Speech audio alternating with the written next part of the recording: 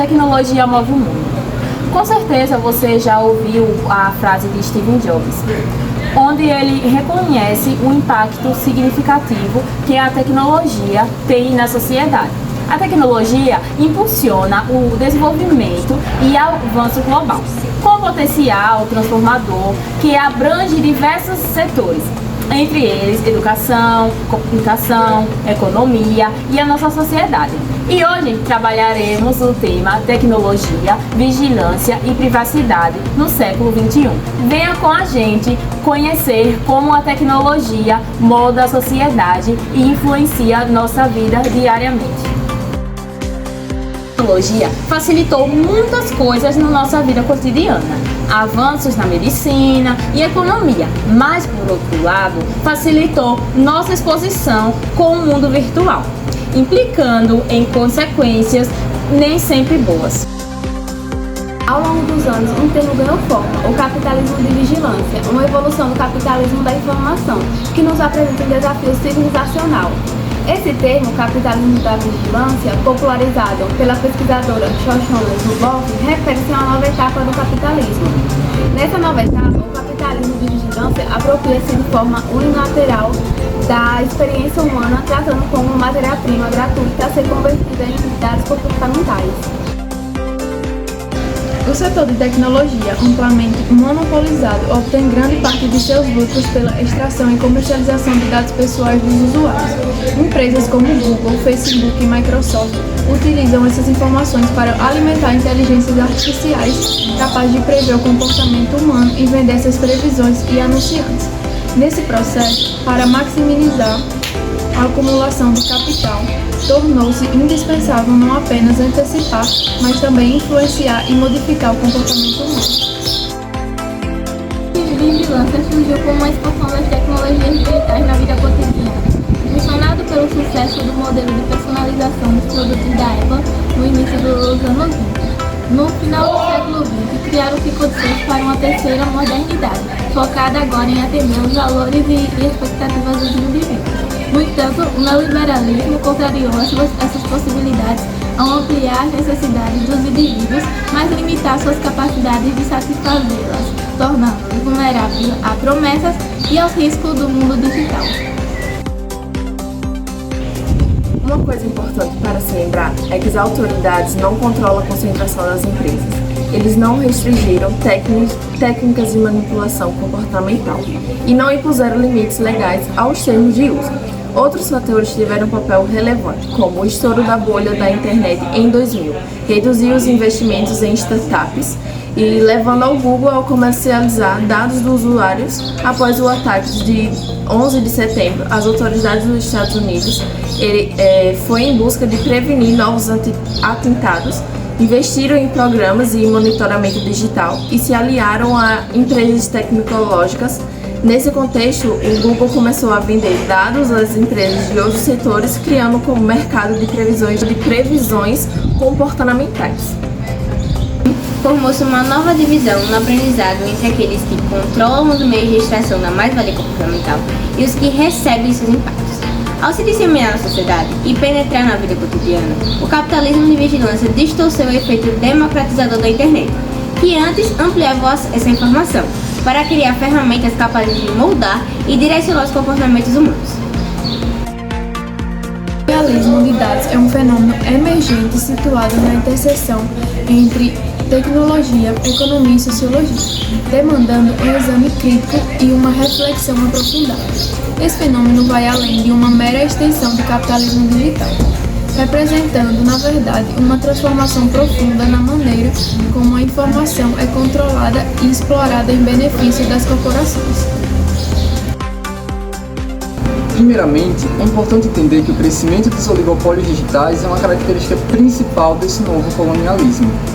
O mercado da internet é controlado por poucas empresas, conhecidas como gigantes da tecnologia, que têm grande poder sobre enormes quantidades de dados. Google, Facebook, Amazon e Apple são exemplos de empresas que concentram e controlam o acesso à informação digital, criando um novo tipo de império baseado na posse e controle dos dados. Essas empresas podem ser vistas como novas potências coloniais, criando um sistema econômico digital, onde os dados dos usuários são novas riquezas a ser explorada. Esse ano, o novo colonialismo lembra de várias formas do colonialismo histórico. Hoje, os dados e informações são um novo metrópolis. No colonialismo histórico, as potências coloniais exploravam os recursos naturais das colônias para obter lucro e aumentar o seu poder. De maneira semelhante, no colonialismo de dados, empresas coletam, armazenam e utilizam os dados pessoais das pessoas como uma valiosa matéria-prima. Nesse contexto, é pertinente citar Gilberto Freire, onde ele fala no livro da Casa Grande e Senzala que o colonialismo foi um sistema de exploração econômica e que se caracterizou pela brutalidade e pela desconsideração dos direitos das populações colonizadas. Essas empresas utilizam os dados coletados para desenvolver produtos e serviços, ajustando suas ofertas com base no comportamento e preferência dos usuários. Você não percebe, mas isso acontece diariamente com você. Ao ouvir uma música em uma plataforma musical, ela usa seus dados de escuta para identificar tendências, sugerir músicas personalizadas até influenciar a produção de novas músicas. E embora esse uso possa agregar valor para alguns, ele também levanta questões importantes sobre privacidade e consentimento informado. Basicamente, o objetivo central é extrair valor econômico dos dados de forma análoga à exploração de recursos naturais do passado. Além disso, assim como o colonialismo histórico era justificado por ideologias da superioridade e progresso, o colonialismo de dados é legitimado por discursos de inovação e eficiência.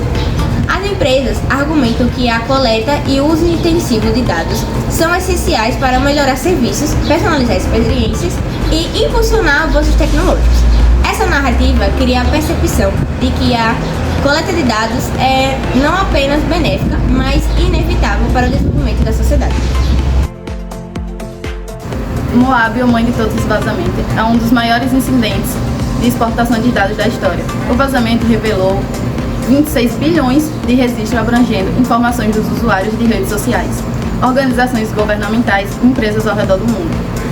O incidente evidenciou graves vulnerabilidades dos sistemas de informações globais e incluiu dados de empresas brasileiras como Centro de Cultura Anglo-Americana, CPFL, Energia Petrobras, Riachuelo, USP, entre outras. Além disso, a Moab comprometeu informações de organizações governamentais de diversos países, como Estados Unidos, Alemanha, Filipinas, Turquia, entre outros, mostrando escalas de gravidade de vazamento. O Ministério da Saúde expôs dados de 243 milhões de pessoas em 2020. O vazamento do Ministério da Saúde expôs dados de 16 milhões de pessoas, causado por um cientista de dados que publicou senhas do GitHub e esqueceu de removê-las. Pouco depois, revelou-se um vazamento ainda mais grave de 243 milhões de registros do SUS, incluindo nomes, endereços, telefone e CPF, até de pessoas falecidas. O problema ocorreu devido ao uso inadequado de senhas inseridas no código-fonte do site e acessíveis via inserção em navegadores, evidenciando falhas graves no tratamento de credenciais. A vigilância digital levanta questões éticas e políticas complexas ao lidar com o equilíbrio entre segurança pública e privacidade individual. De um lado, a coleta de dados pode ser essencial para prevenir crimes e proteger a sociedade. Porém, sem limites, claro, surge um risco de invasão de privacidade, abuso de poder e vigilância massiva que comprometa direitos fundamentais. Enquanto as coletas de dados podem ser necessárias para prevenir os crimes e garantir a segurança, a falta de regularização pode levar a abusos, como monitoramento sem consentimento, afastando a liberdade individual e os direitos fundamentais. Defensores da regulamentação argumentam que estabelecer limites claros é essencial para evitar práticas intrusivas, como monitoramento contínuo sem consentimento. Sem esses limites, a vigilância digital pode se tornar uma ameaça à privacidade e aos direitos dos cidadãos. A manipulação de dados pode afetar a liberdade de expressão ao distorcer a informação e influenciar as opiniões de forma direta. O controle social, quando mal pode ser aplicado, pode suprimir a liberdade de expressão, criando um ambiente em que as opiniões e os comportamentos são moldados de acordo ao interesse público ou econômico. A regulamentação eficaz pode ajudar a equilibrar esses aspectos, protegendo tanto a privacidade quanto a liberdade de expressão. A relação entre tecnologia, vigilância e privacidade no século XXI tem gerado consequências significativas e complexas. Com a digitalização, empresas e governos passaram a coletar e analisar dados em larga escala, o que trouxe tanto avanços quanto preocupações éticas e sociais. Ética e transparência em algoritmos. Empresas devem adotar práticas de design transparente em IA, permitindo aos consumidores entender como seus dados são usados. Certificação e selo ético. Criar certificações para organizações que demonstrem práticas éticas no tratamento de dados para fomentar uma cultura de responsabilidade. Educação digital promove a conscientização sobre a privacidade e práticas seguras no ambiente online. É essencial para empoderar os usuários. Fortalecimento de leis e fiscalização, ele amplia regulações como a LGPD e assegura mecanismos efetivos de autoria e penalização para quem descumpre normas éticas.